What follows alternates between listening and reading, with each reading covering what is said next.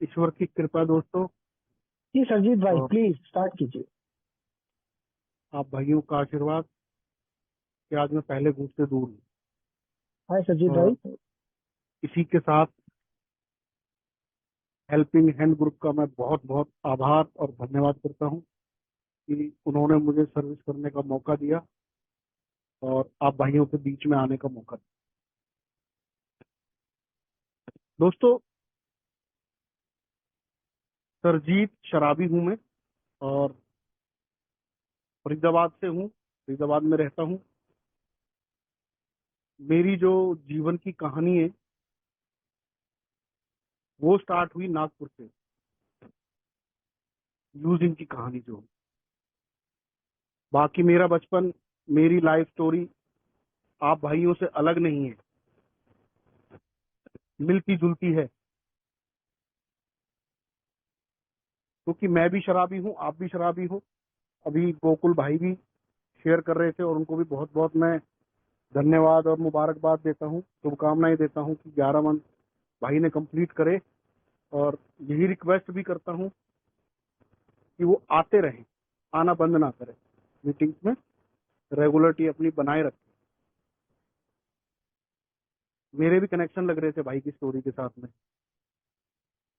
मेरे अंदर बचपन से ही जो हो ना, थोड़ा सा अलग हट के, लोगों से अलग दिखने, इस तरह की कुछ चीजें रही है कि मैं सबसे अलग हूँ और जो भी मैं करता हूँ उसको लोग नोटिस करें, या लोगों को नोटिस कराता था कि भाई मैंने ऐसा किया, मैंने वैसा किया, मैंने, चाहे मैं घर में हूँ या मैं स्कूल में हूँ या मैं कहीं भी हूँ। और दोस्तों, बनावटी शेयरिंग मेरे को आती नहीं। मैंने ए में आने के बाद में यही सीखा है कि जो मेरे अंदर है वो मैं शेयर कर दूं।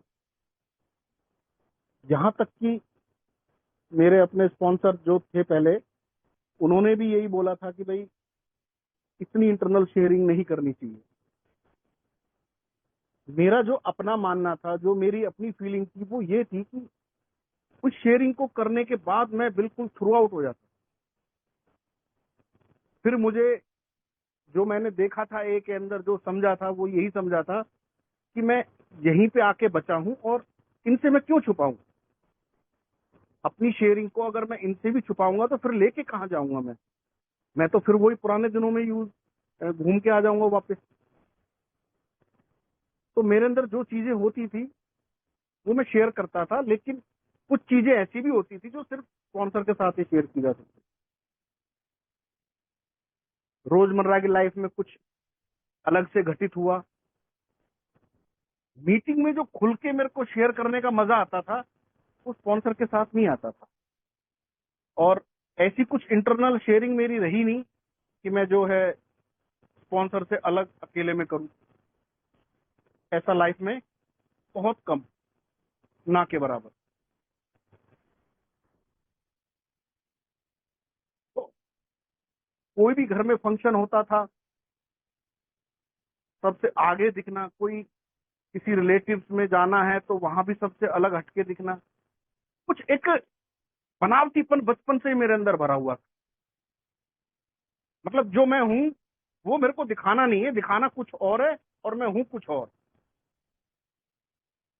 ऐसा कुछ मेरा नेचर रहा है। जब मैं शराब के बाद में भगवान की कृपा से रिकवरी के दिनों में आया हूं, तो मैंने जब ऑब्जर्व करना स्टार्ट किया है, तब ये चीजें धीरे धीरे करके मेरे को समझ में आनी स्टार्ट हुई कि मैं असलियत में या खुलेपन में कभी क्यों नहीं जिया। क्यों एक बंदिश सी में, एक परेशानी सी में हमेशा जैसे कि भिचा हुआ सा रहा मैं जीवन भर। ए में आने के बाद ये चीजें मुझे समझ में आई। और दोस्तों, अब मैं यहां से स्टार्ट करता हूं अपनी शराब की जर्नी। मैंने सबसे पहला पैक जो पिया था वो नागपुर में पिया था, और वहां से मैं बीपीएड करने गया था।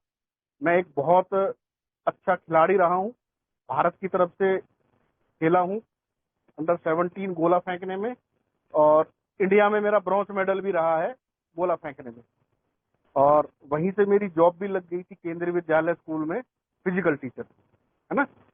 तो वहां पे अभी जॉब वो बाद में है, अभी मेरी पढ़ाई चल रही है यहाँ पे। वहां पे मैं गया हूँ एमपी ऐड करने के लिए नागपुर। कुछ यार दोस्त थे मेरे, तो उन्होंने मेरे को ये बोला कि भाई एक पैक पी ले सरजीत, यार तू पीता ही नहीं है, बिल्कुल बहुत दूर रहता है शराब से। मुझे वो दिन भी याद है कि मेरे फादर दिल्ली मिनिस्ट्री में थे और सैटरडे संडे उनको ऑफ होता था, तो उनके साथ कभी कभी ऑफिस से एक दो यार दोस्त उनके घर पे आ जाया करते थे। गांव में रहता था, वो शहर वाले थे, तो गांव का थोड़ा कल्चर देखने के लिए वो पापा के साथ आ जाते थे। तो पापा मेरे को फर्स्ट टाइम पापा ने बोला, कोई था नहीं, कि बेटा तू जाके जरा ठेके से कुछ एक बोतल ला दे। तो मैंने अपने पापा को साइड में ले जाके फर्स्ट मना करा। वैसे मुझे पापा कभी भेजते नहीं थे, उस दिन कोई था नहीं तो उन्होंने मेरे को बोल दिया। तो मैंने अपने पापा से कहा, पापा आप मेरे को ठेके के अलावा कहीं भी भेज दो, मैं चला जाऊंगा, ठेके पे नहीं जाऊंगा। पापा ने ये बात सुनी और वो चुप वहां से चले गए, कुछ नहीं बोला मेरे को उन्होंने। आज मैं समझता हूँ कि उन्हें कितना अच्छा लगा होगा, ऐसा मैं फील कर रहा हूँ कि बहुत गर्व हुआ होगा उन्हें कि मेरे बेटे ने मुझसे मना कर दिया लाने, वो भी स्पष्ट तौर पे।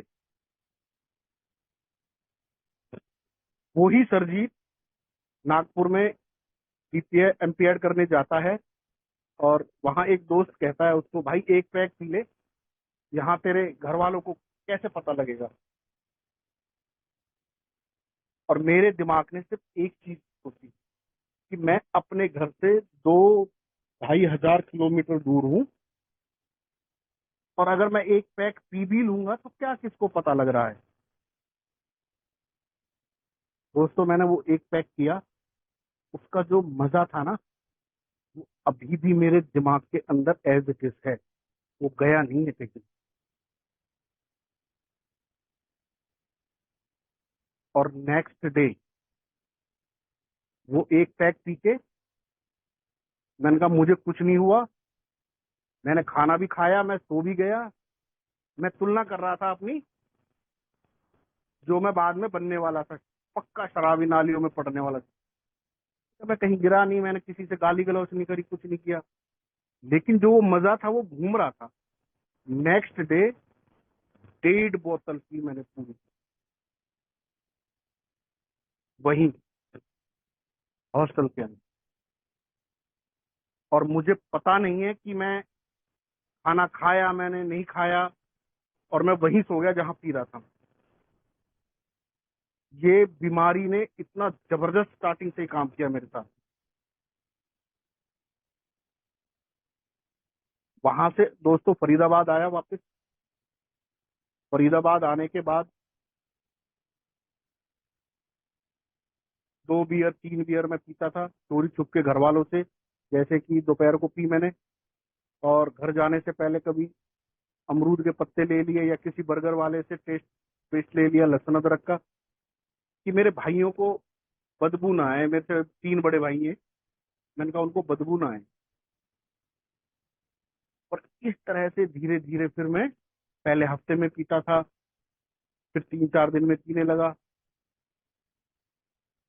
घर वालों को शक और पता इसलिए नहीं लगा कि सारे भाई वगैरह घर में अंदर सोते थे और गांव में रहता था, तो मैं अपनी बैठक के सामने एक बरगद का पेड़ है, अकेला सोता था, और सोने के बाद में कोई पूछने वाला नहीं। सुबह फ्रेश होता था एकदम, जवान था, विड्रॉल वगैरह इसका कुछ अता पता नहीं था ना, वहां तक मैं पहुंचा था अभी। और ऐसे ही धीरे धीरे फिर मैं बढ़ने लगा, फिर मेरी 4 बोतल होने लगी,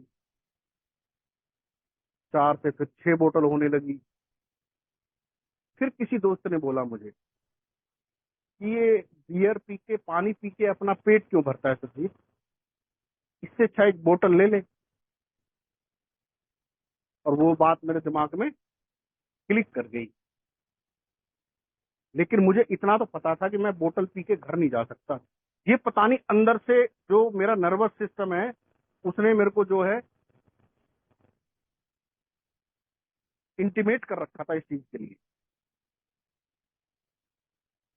तो मैंने बोतल पी, पहले ही दोस्त के साथ में सेटिंग कर ली कि मैं आज तेरे साथ रुकूंगा, घर नहीं जाऊंगा। और बोतल पी, अगले दिन मैं घर गया। मेरे भाई ने पूछा कहाँ था रात भर।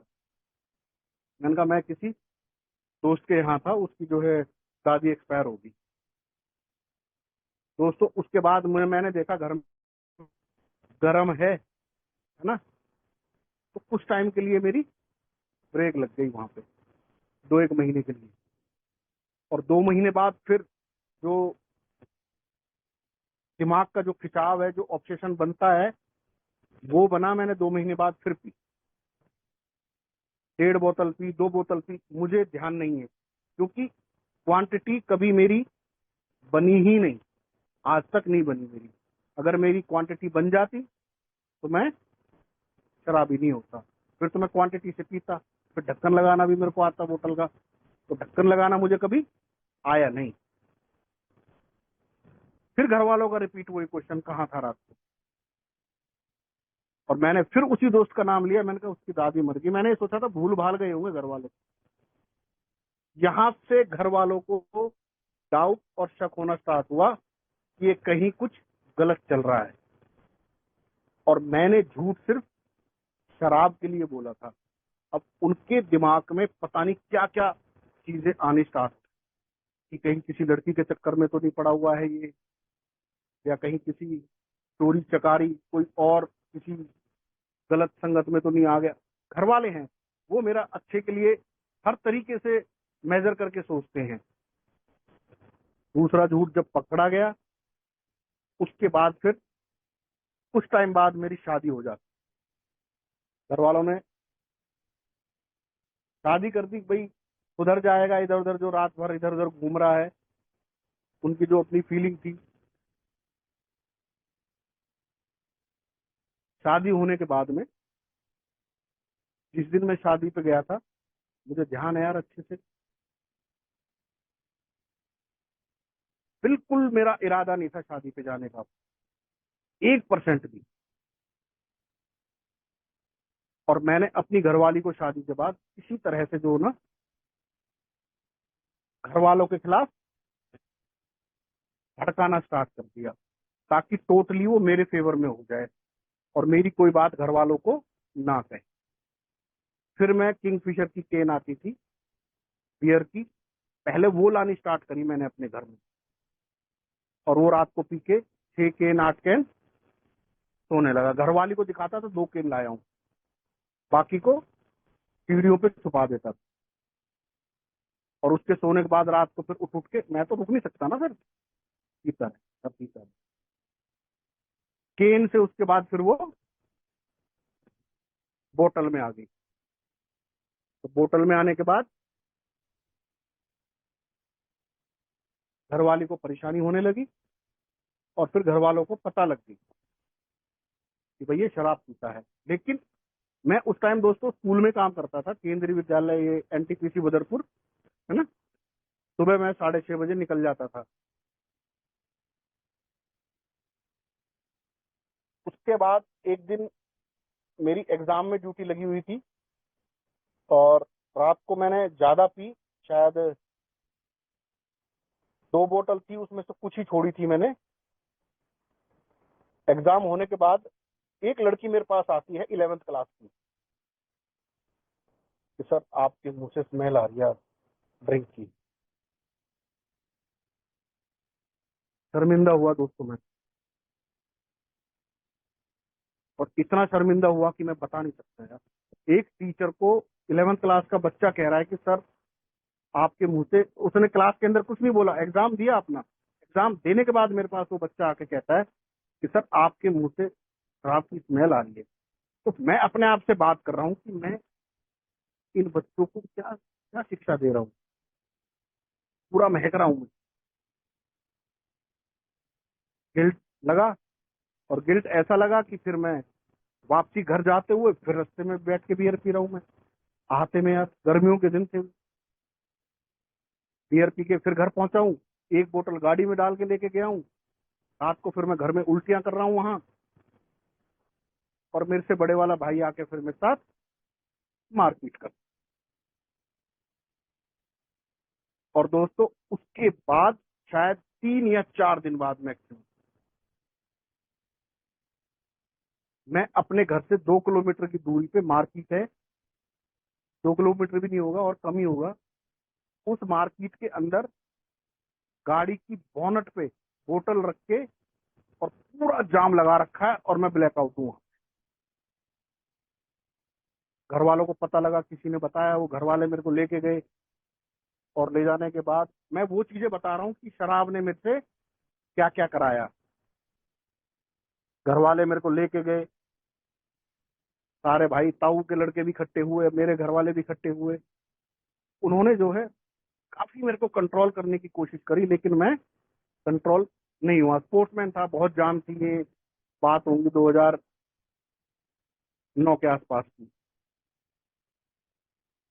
तो किसी ने उनको बोला, चीजें तोड़नी फोड़नी मचा दी, उन्होंने बाहर से मुझे बंद कर दिया। किसी ने बोला कि भाई ऐसा है, इसको नशा मुक्ति भिजवा दो। घर वालों को डर हो गया कहीं ऐसा ना हो दरवाजे तोड़ के ये रात को हमें मार दे, ये तो होश में ही नहीं है, पागल है ये तो एकदम। तो दोस्तों पहला रिहैब मेरा 1 महीने का स्टार्ट हुआ वहां पे। और उसी टाइम मेरा बेटा पैदा हुआ, उसकी छठी भी नहीं पूरी थी आज, और मैं रिहैब में थी।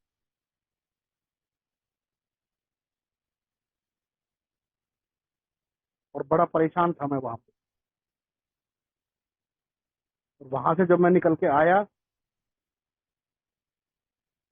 तो मैंने अपनी घरवाली को इस तरह से भड़का दिया अपने घर वालों के खिलाफ, अपनी किचन अलग कर दी मैंने। मुझे सिर्फ शराब पीनी थी बस। ये सारा जो खेल कर रहा हूं मैं, घरवाली को भड़का रहा हूं, भाइयों से बात करनी मैंने बंद कर दी, सिर्फ शराब पीने के लिए बस, कि मुझे कोई डिस्टर्ब करने वाला ना हो, मैं और मेरी शराब के बीच में कोई आना नहीं चाहिए। लेकिन घर वालों ने फिर भी नहीं छोड़ा मुझे। कितना ही मैंने घरवाली को भड़का लिया, हालात मेरे ऐसे होते थे फिर दोस्तों कि मैं कभी कहीं पड़ा मिल रहा हूँ घर वालों को, कभी कहीं पड़ा मिल रहा हूँ, कभी कहीं गाड़ी ठुकी मिल रही है, कभी कहीं ठुकी मिल रही है। तो वो भी बड़े तंग हो गए यार। और तंग होते होते इतना कि उठा उठा के मुझे रिहैबों में डालते रहे। लाइफ चलती रही, रिहैबों से आता, फिर कुछ दिन सोबर रहता और उसके बाद फिर पी लेता। लास्ट में फिर मेरी घरवाली भी कुछ ही सालों के बाद बहुत पति की बेचारी परेशान हो, करे क्या।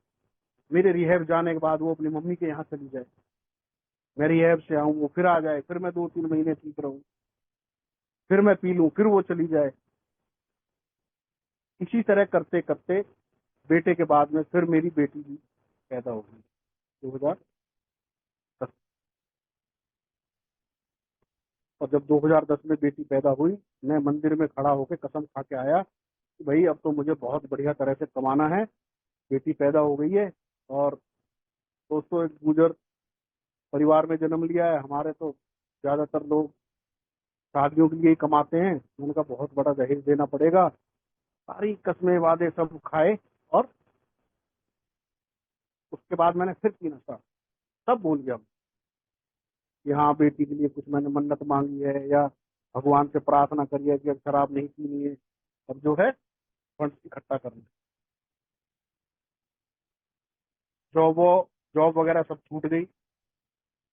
एक फैमिली बिजनेस था, 2-3 मशीनें किसी तरह से लगा ली, भगवान की कृपा रही कि अच्छे परिवार में जन्म दिया और वो बिजनेस मेरा चलने लगा बहुत बढ़िया। क्योंकि शराबी हूँ, नॉर्मल लोगों से 30% मेरे अंदर ज्यादा एक्टिविटीज हैं, लोगों को प्रभावित करने की, बात करने का टैक्ट, सर्विस देने का टैक्ट नॉर्मल लोगों से 30% ज्यादा है। हम धाम चलने लगा और उस टाइम मैंने ये सोचा कि सिर्फ घर के अंदर पीनी है, बाहर नहीं पीनी। अब ये जितना झमेला होता है ना, ये बाहर पीने से होता है दोस्तों। लेकिन एक बार अगर मैं घर में पीने लगूं, फिर मैं नहीं रोक सकता अपने आप को यार। हाँ, एक क्वेश्चन मेरे दिमाग में शराब पीने के थोड़े टाइम बाद ही आना स्टार्ट हो गया था कि ये मेरे साथ ही ऐसा क्यों होता है। मैं इतनी पीना ही नहीं चाहता था, तो मैं इतनी पी कैसे गया। मैं तो सिर्फ एक क्वार्टर पीने के लिए बैठा था बस, और मुझे घर वाले उठा के लाए हैं। कभी थाने से ला रहे हैं, कभी कहीं से ला रहे हैं, कभी कहीं से। सारी जितने चौकियां थाने थे, सब में मेरा नाम है। हर थाने के अंदर पी पी के गाड़ी ठोक रखी मैंने। 6-7 गाड़ियां खत्म कर चुका मैं। ये क्वेश्चन करता था कि क्यों होता है मेरे साथ ही ऐसा। मेरे से बड़े वाला भाई है, वो पीता है, वो तो ऐसे नहीं पीता। मेरे ताऊ का लड़का पीता है, मेरे मामा का लड़का पीता है, मेरा वो दोस्त पीता है, मेरा वो दोस्त पीता है।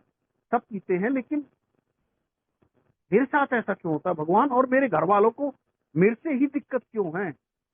मैंने शराब पी और उन्हें पता लगा कि पीली पीली, तो ऐसे हो जाता था कि जैसे मतलब मैंने दुनिया में जुर्म कर दिया बहुत बड़ा। ऐसा जुर्म कर दिया कि शायद ये तो फांसी से भी बढ़ के सजा मिलनी चाहिए।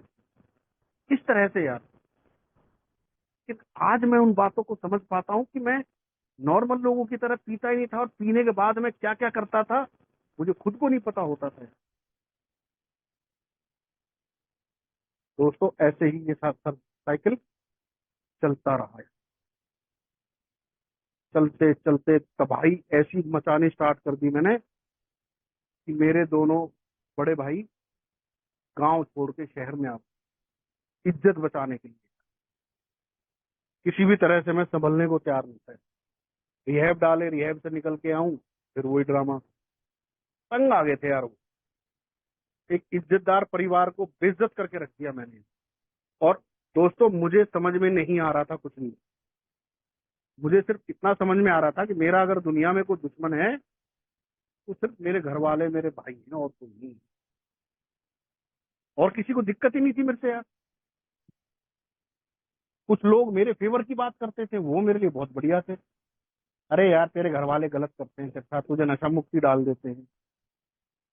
और मुझे तो ऐसे चाहिए थे जो मेरे फेवर की बात करें, जो मुझे और खड्डे में भेजने की बात करें। वो खड्डे में भेजने का ही काम कर रहे थे मुझे मोटिवेट करके। सच्चाई से अवगत नहीं करा रहे थे वो मुझे। मुझे समझ ही नहीं आ रही थी ये कहानी।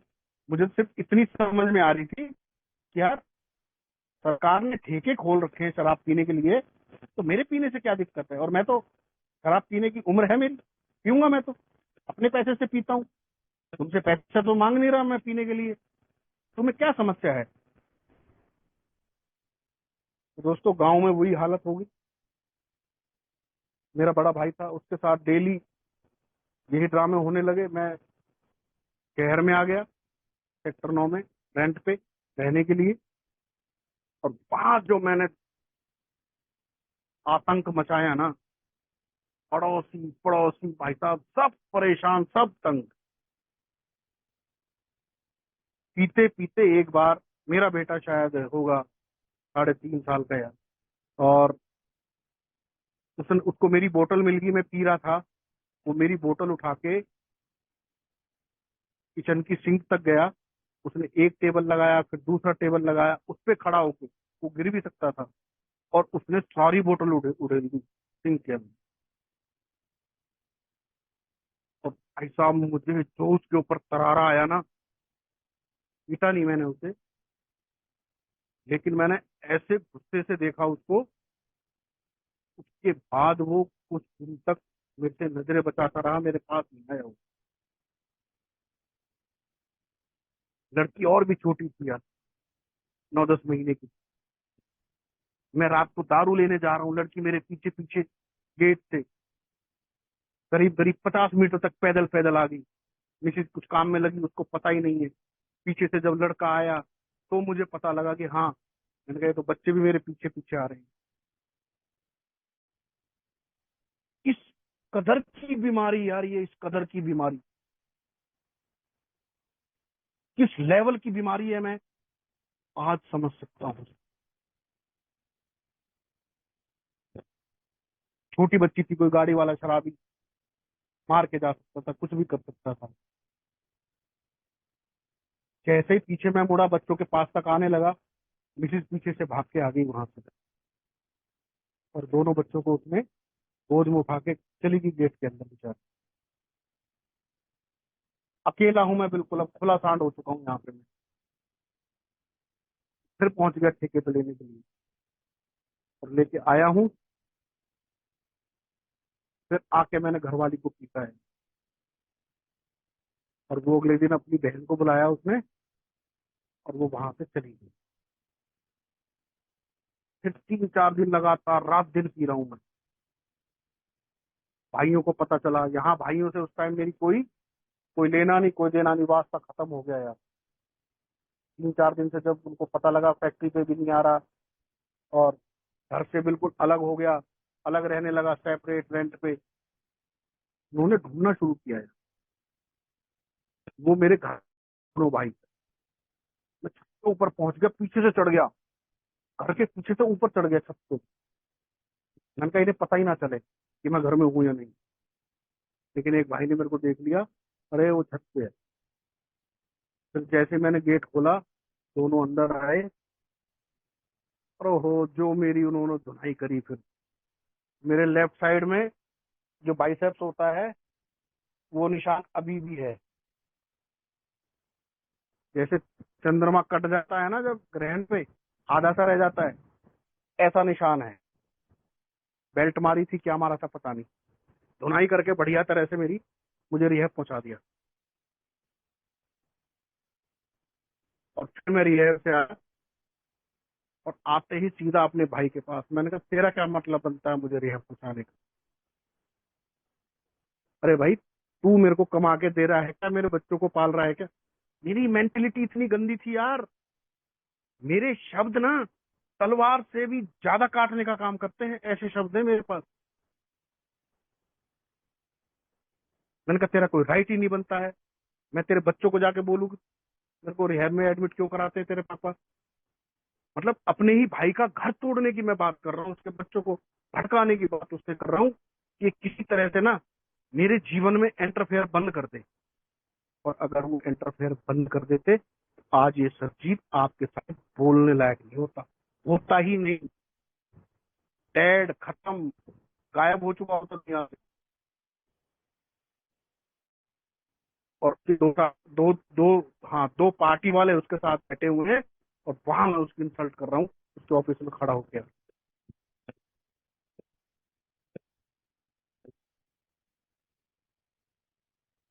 उसके बाद फिर वहां से वो मकान खाली किया। सबसे जो बड़े वाले भाई है, उन्होंने बोला इसे यहीं अपने पास ले आओ। इतना प्यार मेरे से करते थे यार वो। उन्होंने उस रेंट वाले मकान से खाली करा के जहां वो रह रहे थे, अपने पास बुला लिया सेक्टर 9 में। ये तो शराबी है, बच्चों की बहुत दुर्गति हो रही है इनकी, है ना? उन्होंने वहां बुला। अब दोस्तों मैं वहां भी मानने वाला नहीं था।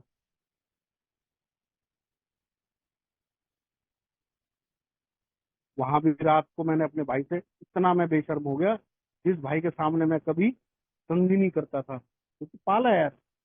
फादर मेरे 2004 में एक्सपायर हो गए, तो उसके बाद सारा कुछ उन्होंने ही देखा, और उससे पहले भी वही देख रहे थे। जिस भाई के सामने मैं कंघी नहीं करता था, मैं उससे कह रहा हूँ भाई मैं तो पीऊंगा, लेकिन अपने रूम में आके पीऊंगा। मेरे भाई को भी इतनी समझ आ गई थी, बड़े वाले को। कह रहे थे तेरे मुंह को एक बार शराब लगी फिर छूटती नहीं है तेरे से, फिर छोड़ेगा नहीं तू। उनको भी इतना समझ में आ गया था। जो आज मेरी बीमारी है ये, एक बार स्टार्ट हो जाऊं तो मैं रोक नहीं पाता अपने आप को। उनको इतनी समझ आ गई थी कि अगर तेरे मुंह को लगी एक बार, तो फिर तू छोड़ नहीं सकता।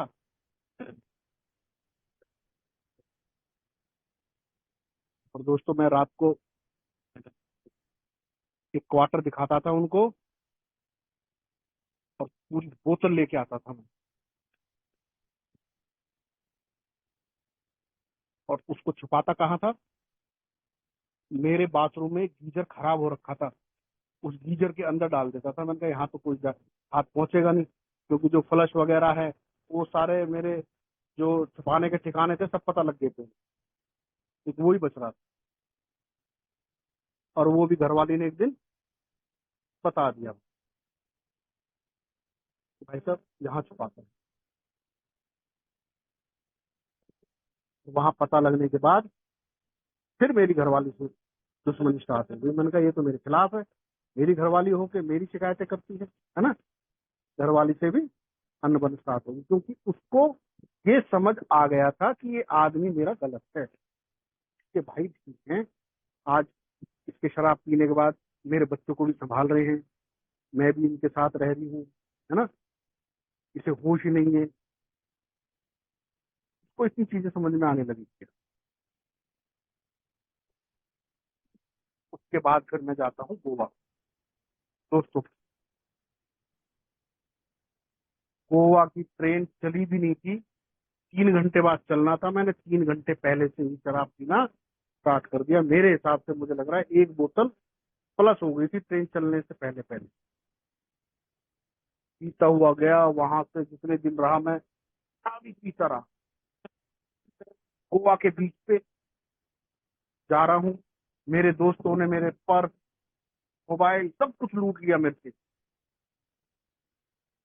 जो साथ में गए थे। तो इसलिए लूट लिया कि ये शराब ना पी, इसके घर वाले हमें पकड़ लेंगे, तुम्हारे साथ गया था कहीं मर गिर गया तो।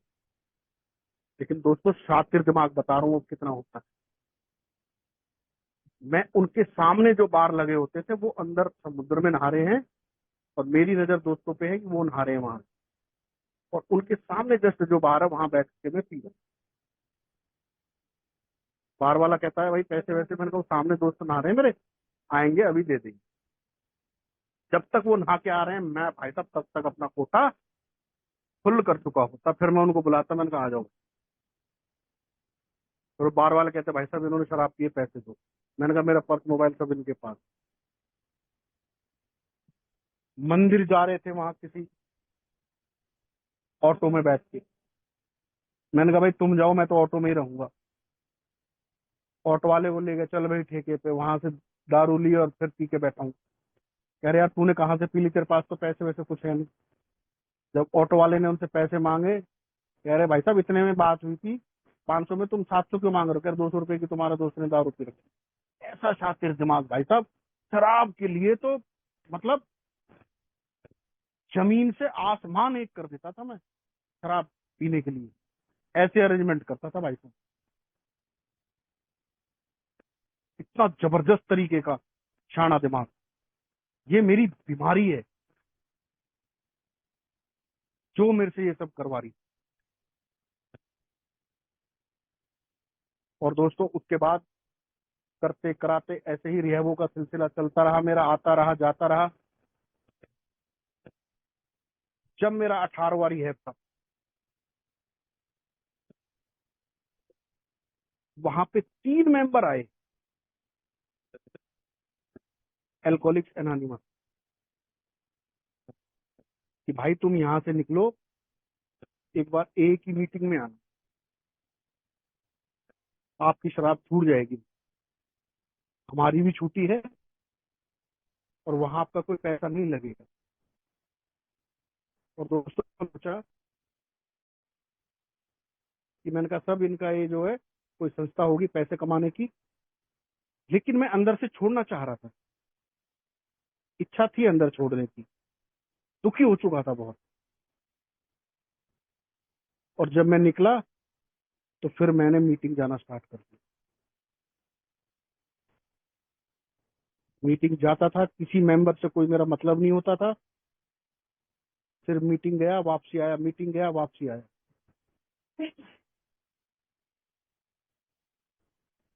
और करते करते करते करते 2 साल कब में निकल गए पता ही नहीं चला। किसी मेंबर से मतलब नहीं, किसी प्रोग्राम से मतलब नहीं। जब प्रोग्राम से मतलब नहीं है तो स्पॉन्सर भी नहीं था मेरे जीवन में। और 2 साल के बाद मैं वृंदावन जा रहा हूँ, और रास्ते में ठेका पड़ा है। मैंने कहा अब तो बहुत टाइम हो गया, अब तो मैं पी सकता हूँ। और वहां मैंने जो पी, तो मैं वहां से पीता हुआ ही वापस आया 3 दिन बाद। 3 दिन लगातार वहां पीता रहा। जो दोस्त साथ में था उसे गाड़ी चलानी आती नहीं थी, पता नहीं किस तरह से उसने फरीदाबाद तक पहुंचाया, लेकिन मैं घर कहाँ जाने वाला था। मुझे शराब पीनी थी। 3-4 दिन बाद घर वालों को कहीं से पता चला कि वहां पे गाड़ी ठुकी हुई है, वहां पे है। लेके आए वो, जिसकी गाड़ी ठोकी थी उसको भी पैसे दिए उन्होंने।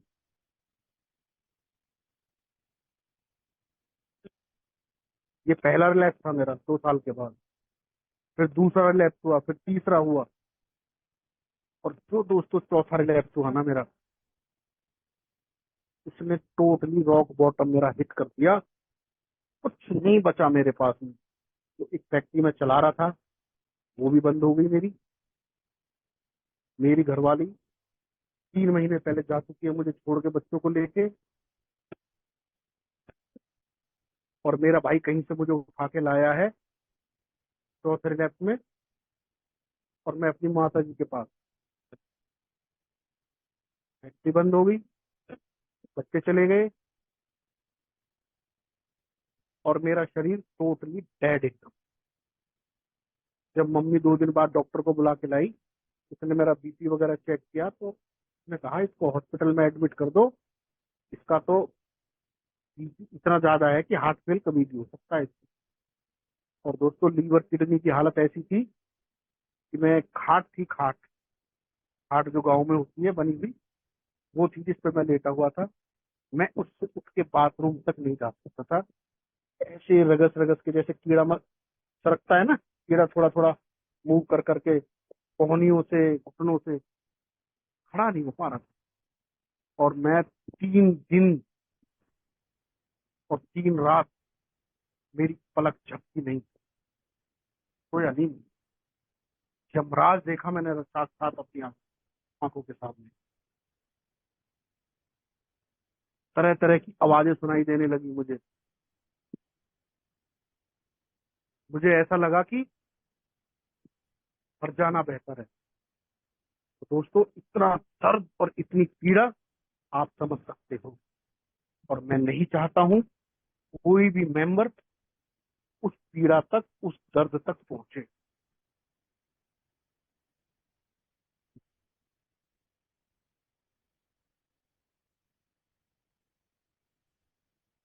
उसके बाद मेरा बड़ा भाई आया, सबसे बड़े वाला भाई, और उसने आके मेरे से एक ही बात, तेरे बच्चे जा चुके हैं, फैक्ट्री तेरी बंद हो गई है, और अब हमारे बच्चे हो रहे हैं बड़े, हमें करनी है शादी। भाई तू भी चला जा, कहीं भी जा, तू मकान भी भाई के नहीं। 15 साल का टाइम हो गया था ऐसे ही झेलते झेलते। मैं किसी शराबी के साथ अगर 1 महीना ऐसे ही शराबी को उठा उठा के ला ला के जाना पड़े ना, तो भाई साहब मैं 2 या 3 बार में ही हार मान जाऊंगा।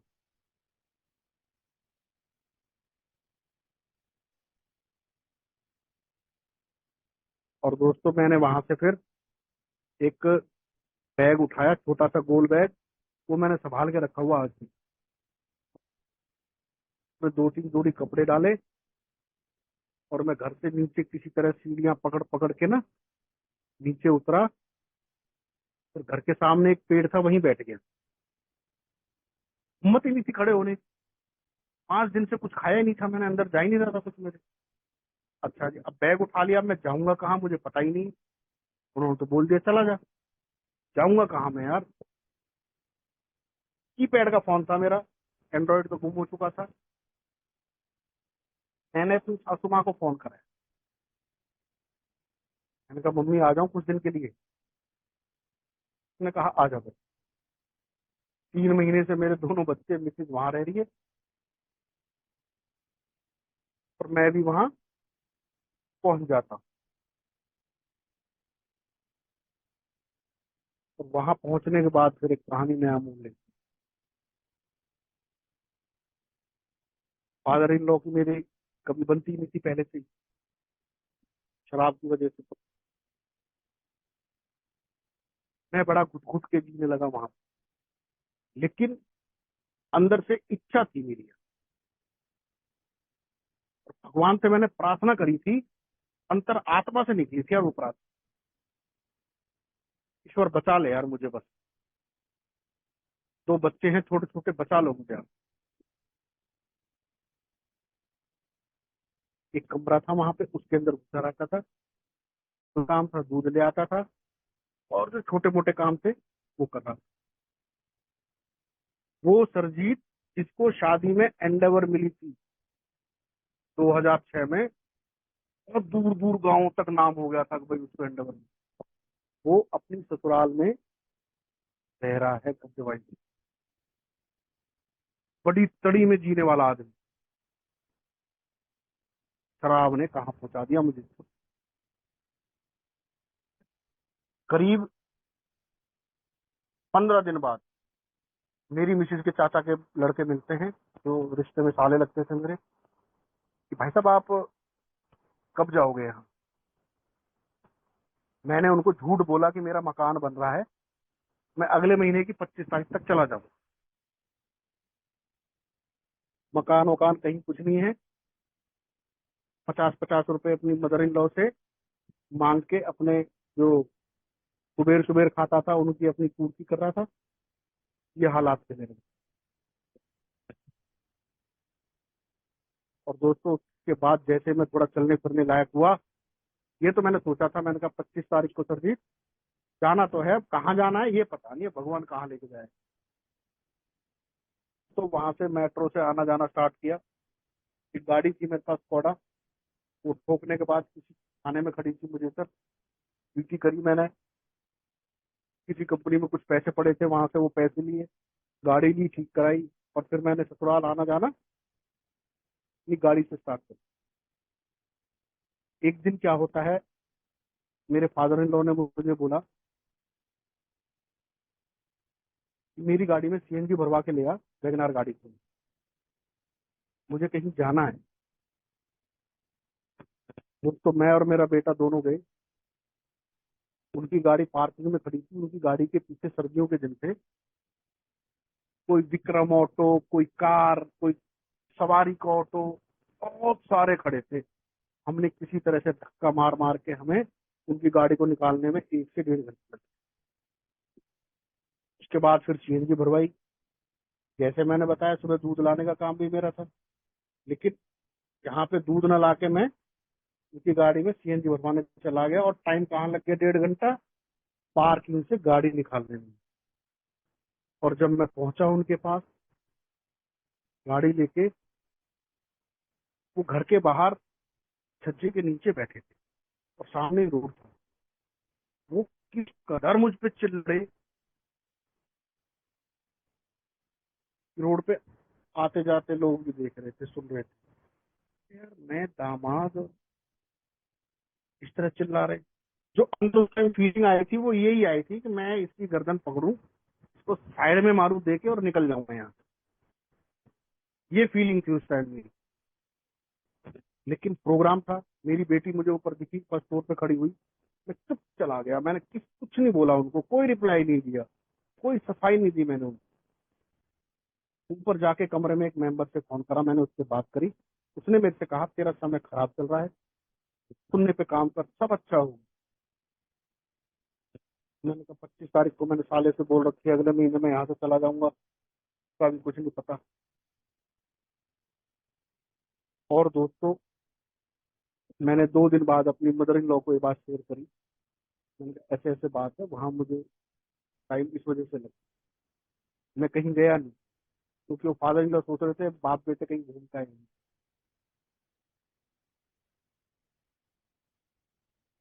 और उसके बाद मेरा आना जाना लगा रहा। मैं कभी आता तो बड़ौली में हमारा एक पुराना घर, वहां कोई नहीं रहता फिलहाल, जाले पाले लगे पड़े थे, वहां के सोने लगे। वहां मैंने हफ्ते में 2 बार मुश्किल से जाने लगा फिर मैं ससुराल। सिर्फ कपड़े लत्ते धुलवाने के लिए जाता था, कई बार अपनी गाड़ी में सो जाता था। खराब नहीं रहा था, लेकिन उस टाइम मुझे लिंक मिला जीवन ज्योति ग्रुप का। जो जीवन ज्योति सुबह होती है 7 से 8:45, उस मीटिंग का लिंक कहाँ से मिला, कैसे मिला, मुझे नहीं पता। वो मीटिंग मैंने ज्वाइन करनी स्टार्ट कर दिया। ससुराल मेरा आना जाना हफ्ते में 1-2 बार होने लगा, जैसे कपड़े गंदे होते। और फिर कोई प्रॉपर्टी का मैटर अटका पड़ा था हमारा, 18 साल से चल रहा था वो। सुब्रजीत भाई और भगवान ने बीमारी पे तो बोल ही नहीं पाया, और भगवान ने वो मैटर सॉल्व करा दिया। उस मैटर को सॉल्व होने के बाद में मकान भी ले लिया मैंने, फैक्ट्री भी आज चालू है, जमीन एकदम सुखोर है, बच्चे मेरे साथ हैं, एक तो 12th में आ गया, एक 10th में उतला, एक डीपीएस में पढ़ता है बेटा, बिटिया 10th। कहाँ से किया उस ईश्वर ने, कहाँ से नहीं किया मुझे नहीं पता। और ए में सेवा करने का इतना मौका दिया, 7-8 मीटिंग खोलने का मौका मिला मुझे भगवान ने। न्यू कॉमर बहुत सारे जिनके साथ जुड़ा हुआ हूँ, खाली होता हूँ उनसे बात करता हूँ। बस इनके साथ समाप्त करता हूँ। आपको चाहूंगा, बीमारी पे बोल नहीं पाया, लाइफ स्टोरी में उलझा रह गया। सारे ग्रुप का फिर एक बार धन्यवाद करता हूँ कि मुझे आपने सर्विस करने का मौका दिया, आप भाइयों के बीच में आने का मौका दिया। आभारी रहूंगा। और इसी के साथ सभी को नमस्ते, धन्यवाद।